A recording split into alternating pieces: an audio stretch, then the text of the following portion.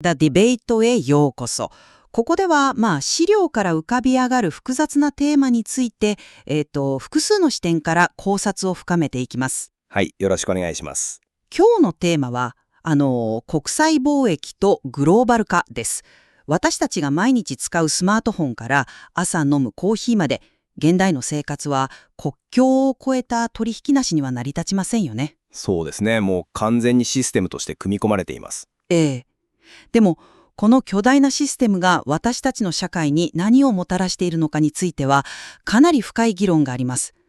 中心となる問いはこれです。グローバル化と国際貿易は、経済的繁栄と効率性をもたらす不可欠なエンジンなのか、それともそのマクロな利益は、深刻で不均等な分配コストや局地的な労働市場の破壊によって根本的に損なわれているのかということです。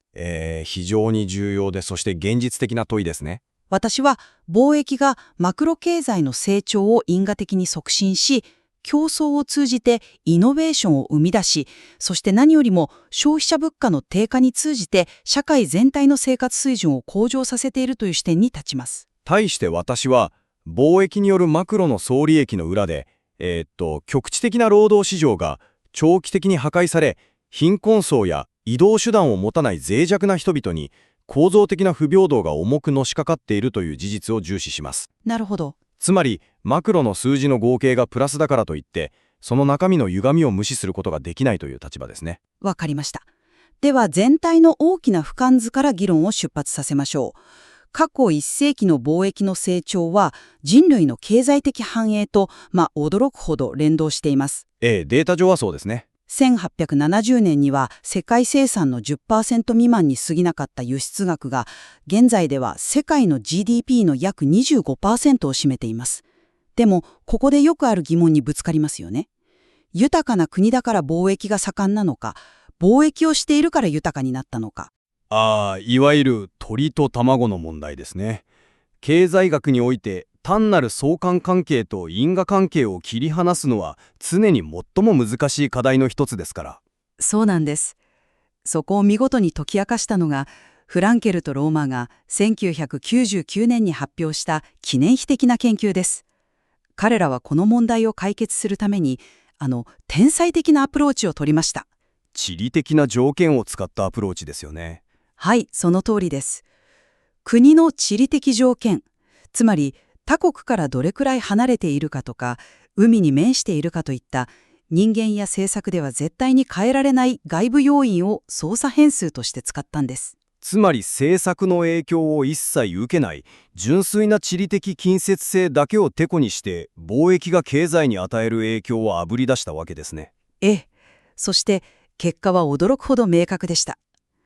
地理的条件によって促進された貿易は、その国の平均所得や労働生産性を明確に、そして因果的に押し上げていることが証明されたんです。つまり貿易は単なる結果ではなくて、国家を豊かにするための強力な原因そのものであると。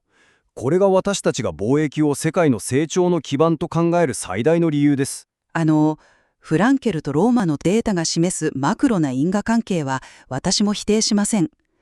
国全体という大きな箱で見れば、確かに富の総量は増えているでしょう。はい。しかし、私が問題にしたいのは、その箱の中身なんですよ。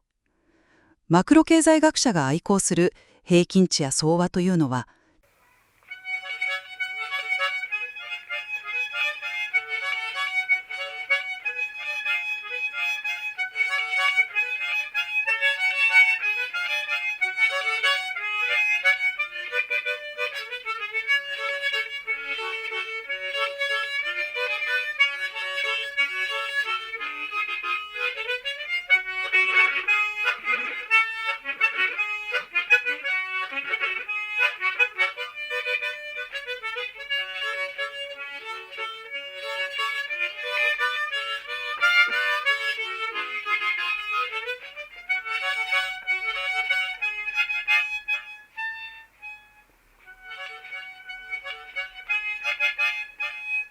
しばしば個人の深刻な痛みを覆い隠してしまいます。痛みを覆い隠すとは具体的にどういうことでしょうか。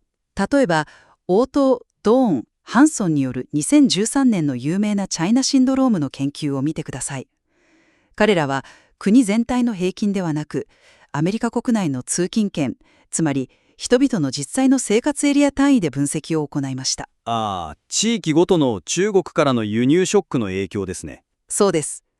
ある町で輸入競争に負けて大きな工場が一つ閉鎖されるとします。影響はそこで終わると思いますか？もちろんその工場で働いていた人たちは職を失いますし、一時的な失業は発生しますよね。一時的であればどれほど良かったか。現実は違いました。工場が閉まることで、その労働者たちが通っていた地元のレストランや美容室も顧客を失い、連鎖的にビジネスが崩壊したんです。なるほど。地域経済全体への波及効果ですね。ええ。結果として、その地域全体の失業率が長期にわたって上昇し、労働参加率そのものが低下し、さらには地域の平均賃金までが押し下げられました。失業保険や公的扶助への依存度も急増したんです。確かに厳しい現実ですね。これを教科書的な一時的な摩擦などと呼ぶことはできません。特定のコミュニティに対する壊滅的でかつ構造的な破壊です。マクロな効率性という言葉で、この生身の人の重い代償を相殺できるとは私には到底思えないんですよ。おっしゃる通り、特定の地域に深刻な打撃を与えるという現実は重く受け止めるべきです。しかし、その痛みにだけ焦点を当ててシステム全体を評価するのは少し近視眼的ではないでしょうか。近視眼的ですか？ええ、少し視点を変えさせてください。限られた土地と太陽の光をめぐって競争している森を想像してみてほしいんです。森ですか？はい。大きく育った古い木が倒れるのは、その木にとっては間違いなく悲劇です。しかし、その木が倒れることで初めて森の地面に光が差し込み、新しい、より環境に適応した芽が育つスペースと栄養分が生まれますよね。つまり、それが経済における資源の再配分だと。その通りです。貿易の自由化は非効率な生産者を市場から退出させますが、同時に浮いた資本や労働力という資源をより効率的で革新的な企業へと迎えます。パブクニクが2002年のチリの研究で示したような生産性の低い企業から高い企業へのシフトですね。理論上のモデルとしてはよく知られていますね。さらに、ブルームらが2016年にヨーロッパの企業を対象に行った研究では興味深いデータがあります。中国からの輸入競争に直面した企業が生き残るために新しい技術を採用し、特許の申請数を劇的に増やしたことが分かっているんです。なるほど。競争がイノベーションを強制したと。はい。競争というショックがイノベーションの起爆剤になっているわけです。倒れる木がある一方で、森全体としてはより強靭で生産性の高い生態系へと進化している。特定の地域の雇用創出だけに注目するのは、自動車の発明時に馬車産業の衰退だけを見て、この技術は悪だと結論付けるようなものではないでしょうか。その森の比喩は非常に美しくて、経済モデルとしては完璧に機能すると思うんです。でも現実の労働市場に当てはめるには致命的な欠陥があります。欠陥ですか？はい。現実の労働者は古い木として切り倒された後、すぐに別の場所で新しい芽として生まれ変われるわけではないという点です。それは新しいスキルを身につける時間が必要だということですか？いや、それだけではありません。あなたの言う資源の再配分が、現実にはどれほど残酷な形で起きているかを示させてください。マジャリが2017年に発表したアメリカの企業を対象にした研究がまさにこの点をついています。確かに中国ショックを受けたアメリカの企業はビジネスを再編しイノベーションを起こして生き残りました。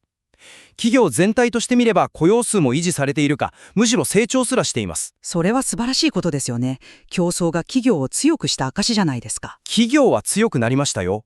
しかし、その内実を見てください。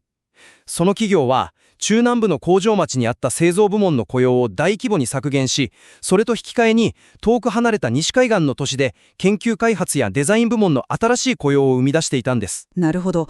同じ企業内でも職種と地域が完全にシフトしていると。つまり中整備でライン作業をしていて職を失った労働者の犠牲が西海岸の新しいオフィスビルでの高級な雇用を実質的に助成している構図です。企業が生き残って特許を取ったとしても、実際に中西部で家を失った人々にとってカリフォルニアの新規雇用は何の柳雨にもなりませんよね。彼らは明日から西海岸に引っ越していきなりソフトウェアエンジニアになれるわけではないんですから。再配分という言葉は聞こえが良いですが、当事者からすれば切り捨てに他なりません。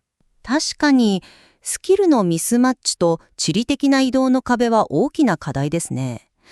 ただ、貿易がもたらす影響を評価する際、私たちはどうしても彼らを生産者や労働者という側面からしか見ていません。と言いますと、誰もが同時に消費者でもあるという視点です。私たちが日常生活を送る上で生活費がどれだけ下がるかというのは決定的な要素ですよね。まあ消費者としての恩恵、物価の低下の話ですね。その通りです。ベルリン・ジェリラの研究によれば EU の貿易協定は品質の向上と価格の低下を通じて消費者に年間なんと240億ユーロもの節約をもたらしました。240億ユーロ。確かに巨大な数字ですね。ええ。さらに解像度を上げて、アトキンらが2018年に行ったメキシコの詳細な研究を見てみましょう。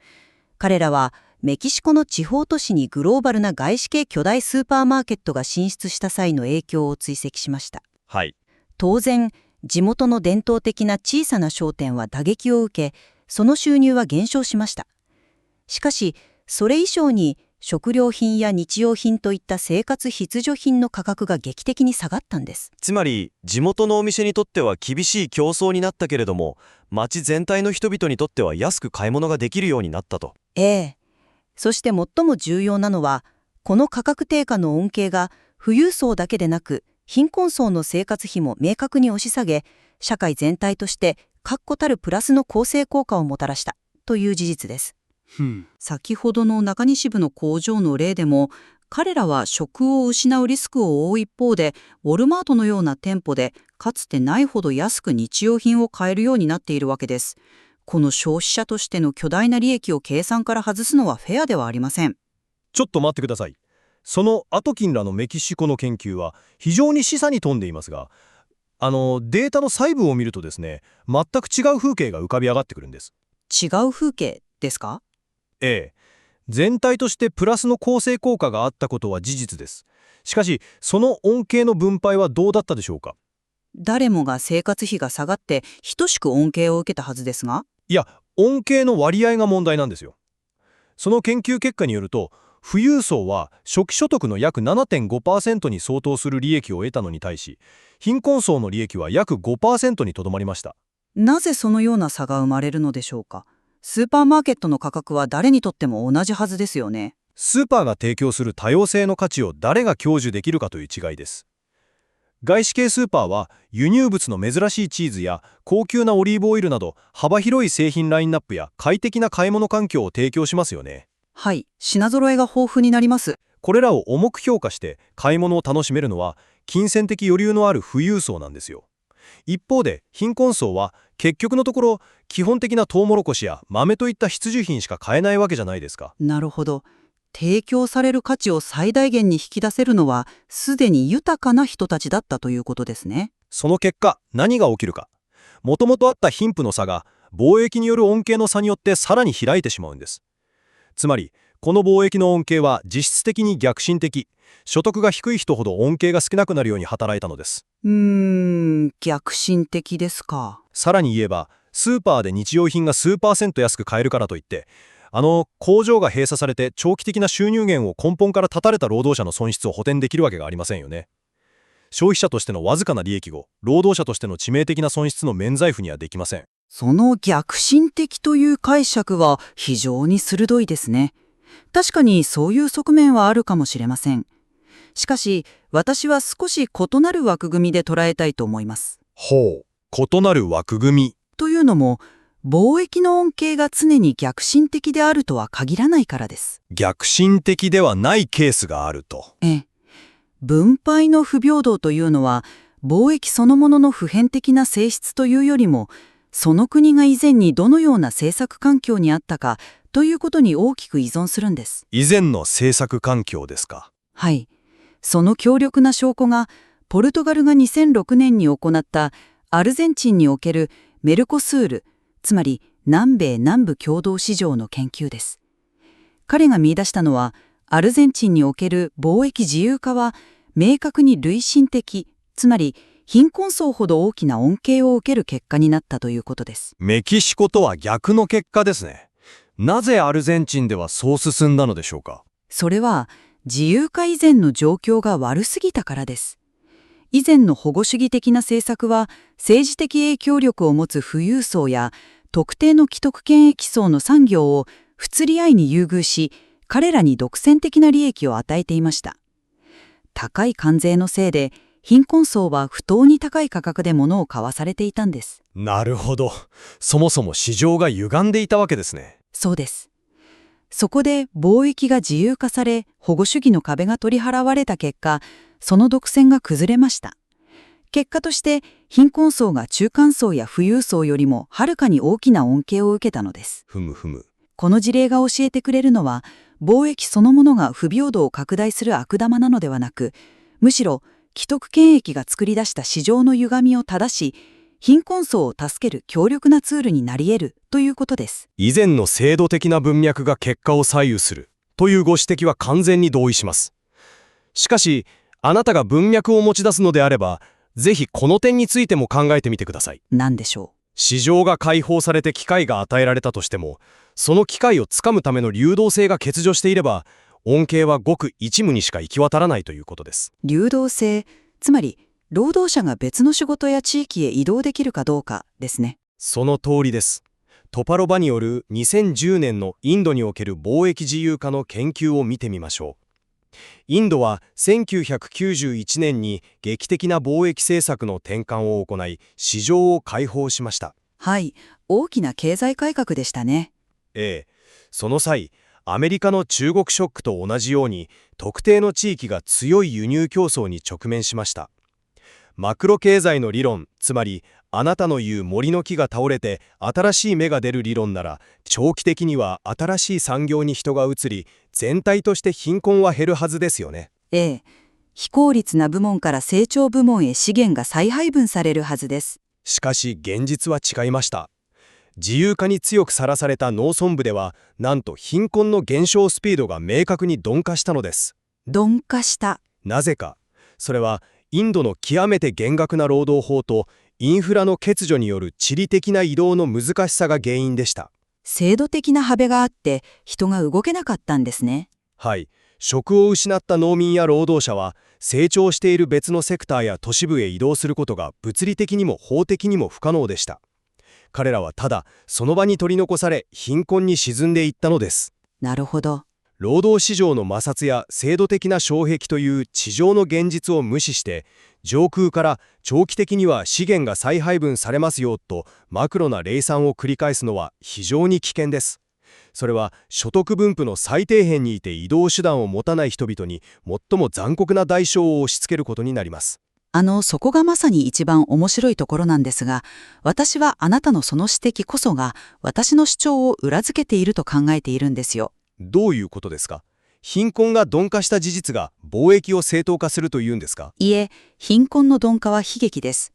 しかし、あなたがご自身で指摘されたように、その根本原因は貿易ではなく、インドの厳格な労働法や不十分なインフラですよね。直接的な原因はそうですね。つまり、国内の制度的欠陥なんです。特定の労働者が深刻な痛みを負い、移動できないという事実は私も全く否定しません。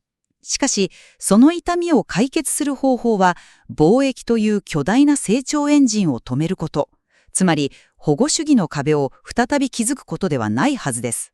では、どうすべきだと？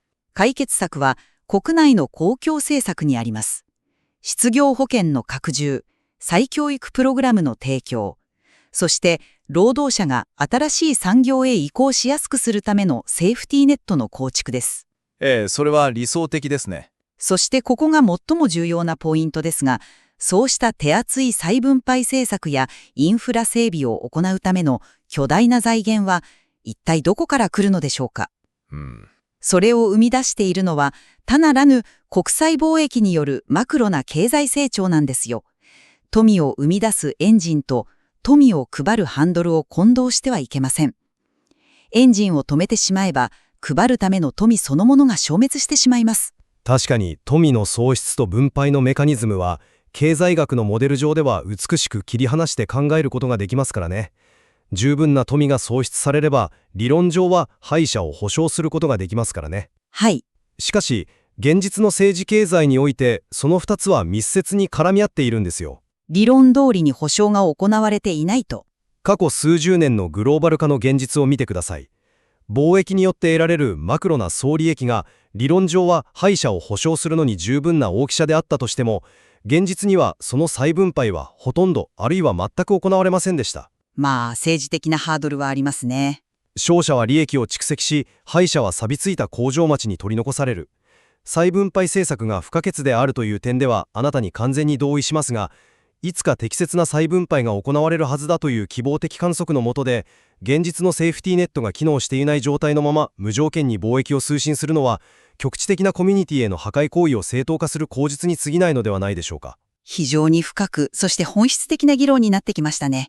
そろそろ双方の立場を総括する時間です。はい、そうですね。今日の議論を通じて私の立場を改めて要約します。国際貿易とグローバル化はフランケルとローマーの研究が示したように単なる相関でなく経済成長の明確な原因です。それは競争を促し、ブルームらの研究にあるようなイノベーションを生み出し、非効率を淘汰します。そしてアトキンらの研究が示すように消費者物価を下げることで私たちの生活水準を根本から支えています。確かに痛みを伴う移行期間や労働者の移動の難しさは存在します。しかしそれを理由にイノベーションと効率化の歩みを止めることは長期的には社会全体のパイを縮小させ、次世代から豊かな未来を奪うことに他なりません。富を再分配するためにはまず富そのものを生み出す必要があるのです。私の総括としては、貿易がもたらす全体の利益やマクロな効率性という言説の危うさを強調したいと思います。はい。オートーラのチャイナシンドローネの研究やマジャリーの研究が示したように、企業という箱が生き残ることと生身の人間が暮らすコミュニティが生き残ることは全くの別物です。そこは明確な違いがありました。マクロな数字がどれほどプラスであっても、トバロバの研究が示すように、移動手段を持たない脆弱な層にダメージが集中し、その結果が逆進的であるならば、それは手放しで称賛されるべきシステムではありません。ただ、本日の議論を通じて、私たちは非常に重要な共通の基盤を見出すことができたと思います。と言いますと、それは、貿易が社会全体としての大きな利益を生む一方で、明確な勝者と敗者を必ず生み出すという事実です。だからこそ、その構造的な痛みを放置するのではなく、緩和するための手厚い再分配や公共政策が絶対に不可欠であるという認識ですね。その点については完全に同意します。問題は貿易そのものの善悪でなく、それを受け止める社会の制度設計にあるという点です。はい。しかし、同時に深い不一致も残りました。再分配のメカニズムが不完全な現実世界において、そのマクロな総利益が必然的に生じる地域の破壊や個人の人生へのダメージを果たして正当化できるほどのものなのかどうか、私は依然としてそのコストは私たちが考える以上に重いと考えています。まさにそこがこのテーマの最も奥深く、簡単に答えの出ない本質なのでしょうね。リスナーの皆さんも上空から全体を見渡すマクロな効率性のレンズと、地上の道理を歩く人々の生活を見つめるミクロな分配のレンズ、この2つの視点を持ち合わせることの重要性を感じていただけたのでしょうか。どちらか一方の視点だけでは複雑な経済の真の姿を捉えることはできませんからね。資料の中には各国の歴史的な貿易ネットワークの変遷や特定の制度的条件が貿易の成果をどう変えるかなど、まだまだ探求すべき豊かなデータが存在しています。結論を一つに急ぐのではなく、この複雑なテンションを保ったまま、皆さん自身の思索を深めていただければと思います。本日のザ・ディベートはここまでです。次回もまた深い議論でお会いしましょう。